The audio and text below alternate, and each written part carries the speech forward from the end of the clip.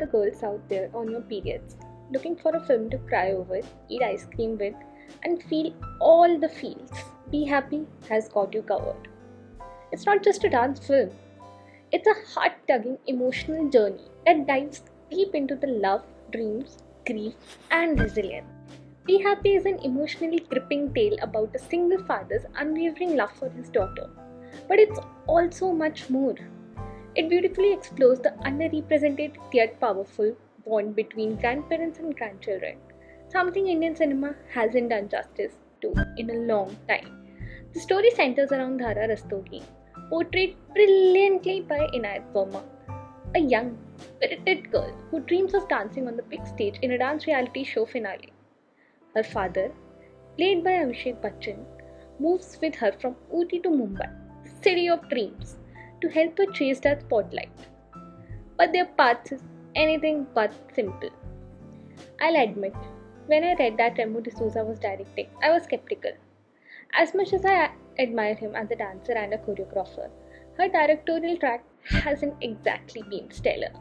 Street dancer, race, anyone? But to my surprise, Be Happy is actually good.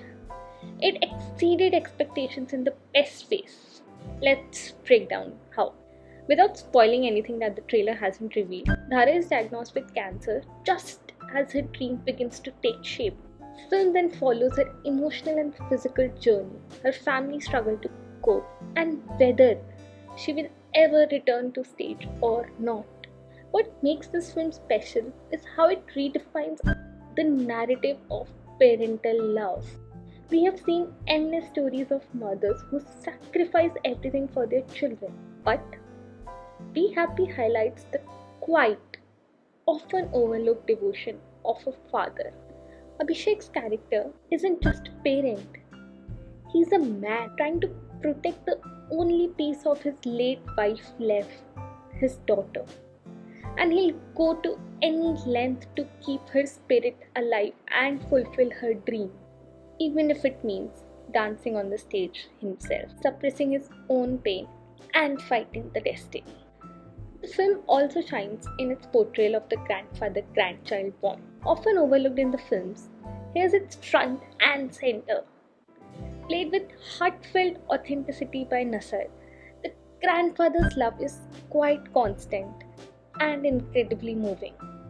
He sanitizes everything for Dhara, cries like a child when she is unwell, and becomes an emotional anchor.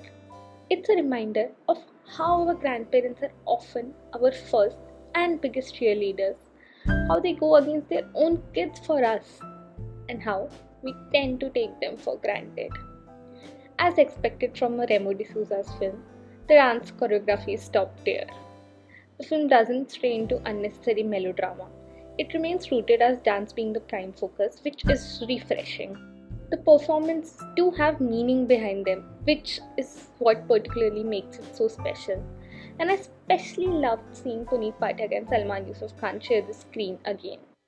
Inayat Verma, what a talent! She delivers more nuanced expressions than many of today's leading actresses. I'll admit, I was initially skeptical of her dancing since the entire story hinges on dance. I wondered if she could pull it off or not, but she did actually, thankfully. She's a delight to watch on screen. Just compare her carefree, bubbly role in Tu Jhuti Main Makkar to the emotional depth she brings in this film, and you will see the mark of a genuinely gifted performer. Abhishek Bachchan and Inayat Verma make a father-daughter pair so convincing you'll forget that it's fiction.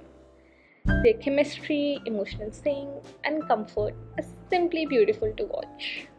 Abhishek Bachchan is, in my opinion, one of the most underrated actors in the industry. Say what you will, but I genuinely admire him as a performer. He has all the qualities of a great actor. His only flaw is being born into the shadows of his father's legacy. Sure, he's made some questionable film choices, but haven't most actors? Unfortunately, the criticism he receives often feels harsher than necessary. His career deserves an entirely separate deep dive video, but he deserves all the praise for this film. In Be Happy, he brings a quiet yet powerful soulfulness to the role of a father grappling with his daughter's cancer while desperately holding on to hope. From a man who's forgotten how to smile after losing his wife, to someone willing to dance on the live stage just to light up his daughter's world, his emotional journey is beautifully layered. Whether it's the helplessness in his silence, the heartbreak in thinking he might not fulfill his daughter's dream, or the pure joy of dancing in a barat while everything is gone, the depth of his performance is undeniable. Supporting cast: Harleen Sethi, in a small cameo, delivers a quiet maternal presence performance. She's good, her eyes do most of the talking. She's gentle and warm, and that's exactly what the character needed.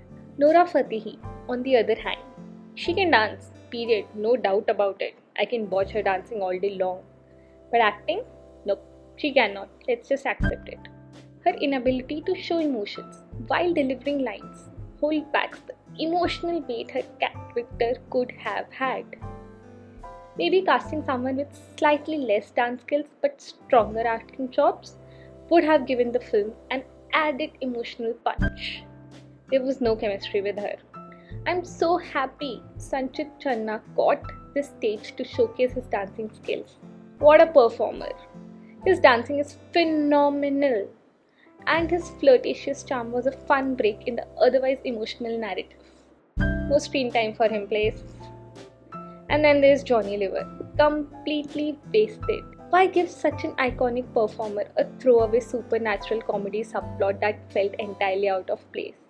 He deserves so much better. He's an icon, let's all just not forget that. Here's my biggest gripe.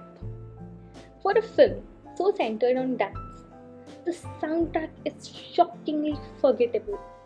Even the finale, while emotionally charged with a stunning father-daughter performance, fell flat because of the weak music. Emotions can carry a moment, but music is the soul that lifts it. Unfortunately, the songs did not stick. Even the token Ganpati song, a Remo D'Souza staple, didn't leave a lasting impression. The film takes almost 1.5 hours to introduce a major twist, and by then, the pacing starts to feel boring. A tighter structure with an earlier emotional punch could have helped the film hit harder.